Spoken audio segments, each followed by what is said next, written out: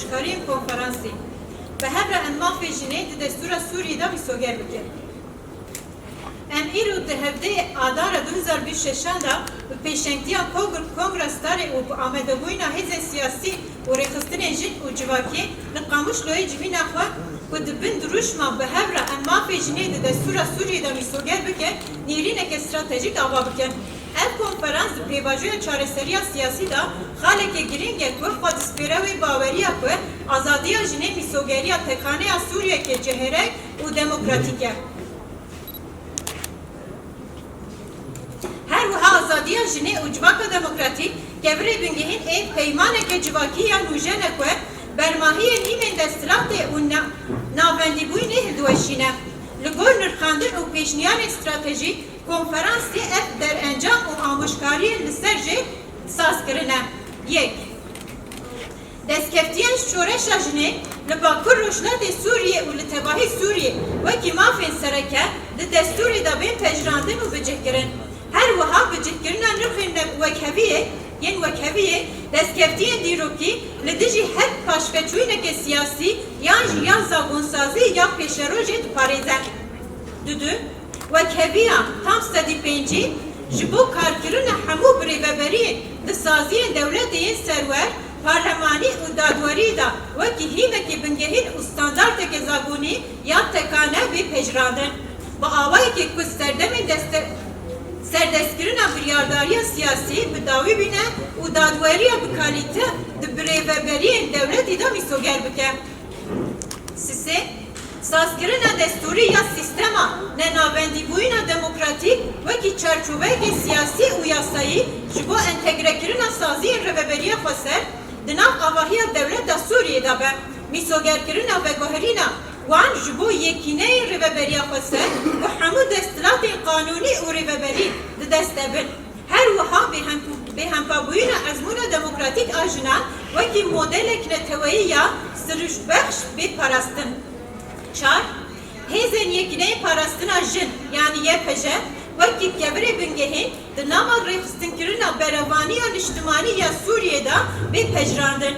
Her wiha di heman demê de serweftbûyîna wê ya rêxistinekirî û birêveberiyeke wekî hêzek ku civakê diparêze û ewlehiyê li dijî terorîzm û hemû şêweyên hişmendiya dûrxistinê mîsoger dike bi tebahî diparêze.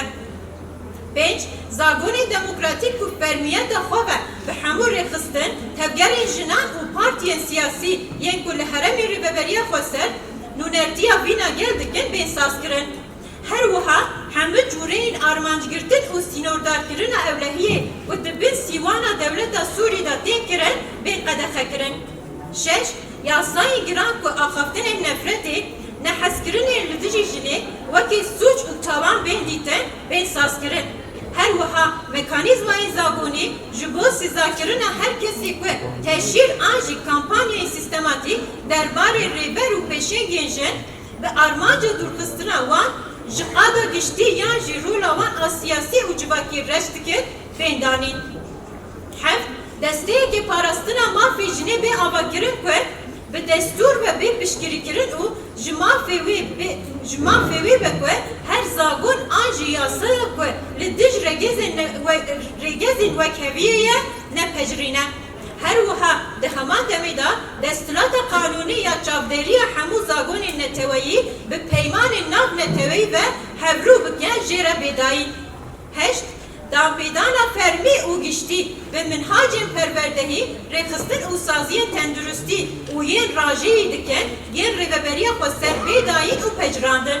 Her wiha pirzimanî û pirçandî, Kurdî, Suryanî, Erebî, Ermenî wekî mafeke niştimanperveriyê yên pîrozbê dîtin û di çerçûveya nenavendî da û bêyî destwerdana desthilatdariya navendî da xwe birêve bibin.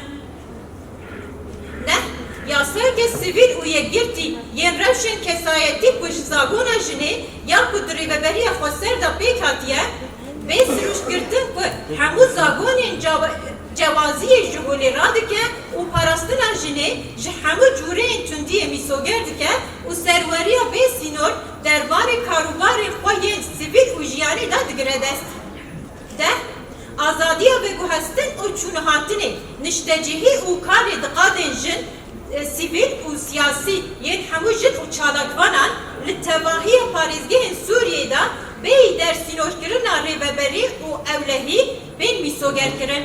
Her wiha hemû cûreyên çavderiyê yên ku bi çalakiyên giştî ve girêdayî ne bên qedexekirin.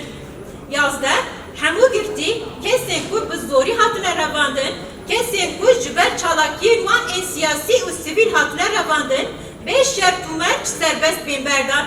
Her wiha xebateke sîstematîk ji bo çarenûsa kesên wan da bê meşandin û ev dosya wekî dozeke mirovî û li ser danûstandinê re be û pabendbûyîneke sincî û niştimanî be. 12 dadweriya veguhêz ku li hember zayan da civakî hestiyar be bê avakirin ku sizakirina kesên ku binpêkirin kirine têxa destpêka armancên xwe. Her wiha qurbanî û kesên ku ji şer rizgar bûyî û rastî ziyanên derûnî û madî hatine bedêl ji bo wan bêdayîn. 13 pabendiya niştimanî û navdewletî bi vegera xwe Azadî, jin